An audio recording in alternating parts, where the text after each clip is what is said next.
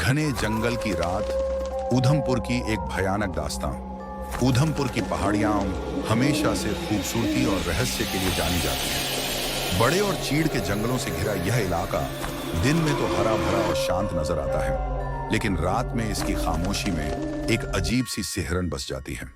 कहते हैं पुरानी आत्माएं अब भी इन वादियों में भटकती हैं, खासकर वहां जहां कभी पुराने कबीलों ने अपनी बस्तियां बसाई थीं और जहां अब सिर्फ टूटी झोपड़ियों के निशान बाकी हैं। यात्रा की शुरुआत 4 दोस्तों रवि, गौरव, नेहा और अंश ने अक्टूबर की शुरुआत में एक वीकेंड कैंपिंग ट्रिप की योजना बनाई। जम्मू शहर से निकलकर वह ऊधमपुर की ओर बढ़े। रवि ने हाल ही में एक ऑफ रोड एसयूवी खरीदी थी और सबने तय किया कि जंगल के भीतर किसी शांत जगह पर रात बिताएंगे, कैंप फायर करेंगे और तारों के नीचे गिटार बजाएंगे। स्थानीय लोगों ने उन्हें चेतावनी दी, जनाब, शाम के बाद जंगल के अंदर मत जाना, वहां कुछ अजीब होता है।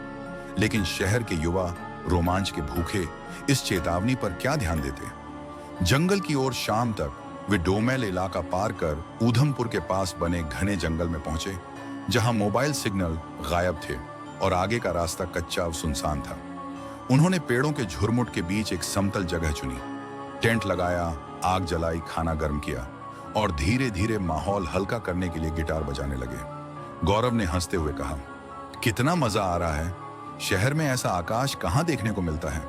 नेहा बोली, हाँ, लेकिन ये जंगल कुछ ज्यादा ही शांत है, जैसे किसी की नजर हो।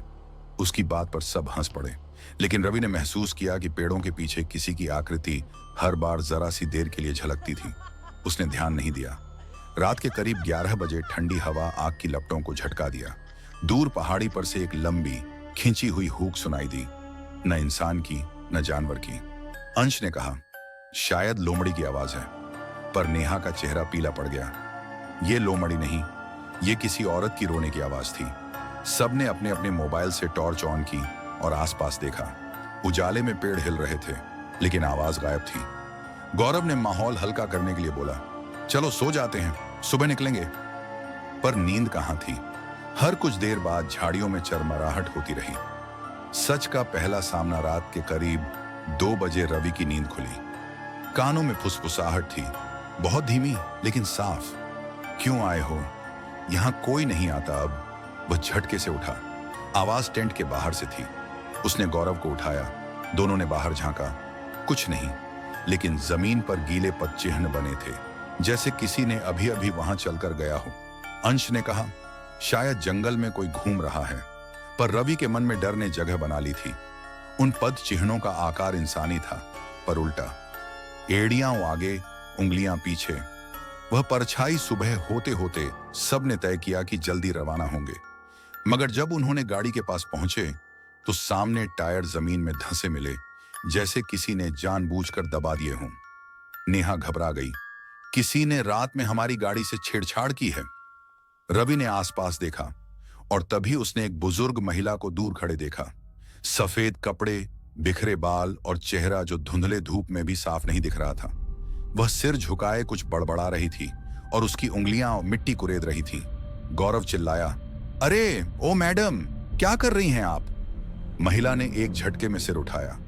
उसकी आंखें पूरी सफेद थीं। नेहा ने चीखते हुए कहा, चलो यहां से।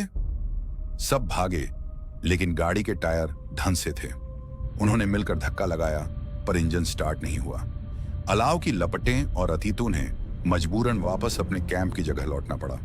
शाम तक कुछ स्थानीय चरवाहे वहां से गुजरे। उन्होंने बताया, इस जगह को भूतनी घाटी कहते हैं। बहुत साल पहले यहाँ एक गांव था जो पहाड़ी धंसने में दब गया था। बस एक औरत बची थी जिसका पूरा परिवार मिट्टी में समा गया। कहते हैं वह कई साल तक यहाँ अकेली रही और एक दिन खुद भी गायब हो गई। अब जो भी यहाँ रात गुजारता है वह उसके दर्शन करता है। नेहा कांपते हुए बोली, तो वो वहीं थी? चरवाहे ने सिर हिलाया, वहीं थी। रात होते ही कोई उसकी जगह नहीं लेता। घबराहट और कैद उन्होंने गांव तक पहुंचने की कोशिश की, लेकिन रास्ता जैसे गोल गोल घूमता हुआ उसी जगह वापस ले आता। अंश ने कहा, यह जगह हमें जाने नहीं दे रही। गौरव ने गुस्से में बोतल फेंकी, साला सब झूठ। तभी वहीं पेड़ों से वही रोने की आवाज गूंजी, इस बार बहुत पास। रवि ने टॉर्च की रोशनी डाली। सामने वही औरत खड़ी थी। उसके कपड़े मिट्टी से सने थे और चेहरे पर ना कोई जीवन था, ना कोई भाव। वह धीरे धीरे निकट आने लगी। टॉर्च की रोशनी अचानक बुझी और चारों ओर अंधेरा फैल गया। रात का आतंक। नेहा चीखती रही। अंश उसके पास था। गौरव और रवि भागकर गाड़ी की ओर दौड़े। गाड़ी का इंजन इस बार चालू हो गया। अंदर बैठे तो देखा पीछे की सीट पर वही औरत चुपचाप बैठी है। गौरव ने डर से स्टीयरिंग छोड़ा और गाड़ी पेड़ से टकरा गई। इंजन से धुआं निकलने लगा। औरत धीमी आवाज में बोली, अब तो रुक गए ना, यहीं रहो, सब यहीं रह जाते हैं। धीरे धीरे उसके शरीर से धुआं उठने लगा, जैसे वह मिट्टी में घुल रही हो। कुछ ही पल में वह गायब हो गई। अगली सुबह सुबह स्थानीय पुलिस और वन विभाग की टीम वहां पहुंची। उन्हें गाड़ी टूटी मिली। चारों के निशान अलग अलग दिशाओं में थे। कई घंटे की तलाश के बाद सिर्फ रवि मिला, जंगल के किनारे बेहोश। बाकी तीनों का कोई पता नहीं चला। होश आने के बाद रवि बड़बड़ा रहा था। वो आई थी, उसने कहा सब